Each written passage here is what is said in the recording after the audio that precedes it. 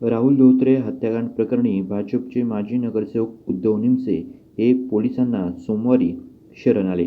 या प्रकरणात उद्धव निमसे यांच्यासह त्यांच्या कार्यकर्त्यावर गुन्हा दाखल झाला होता.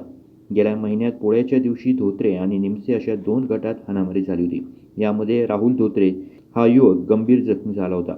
त्याच्यावर रुग्णालयात उपचार सुरू असताना 7 ते 8 दिवसांनी त्याचा उपचारादरम्यान मृत्यू झाला. या प्रकरणी उद्धव निमसे आणि त्यांच्या सहकाऱ्यांवर खुनाचा गुन्हा दाखल करण्यात आला होता. उद्धव निमसे गेल्या 22 दिवसापासून फरार होते.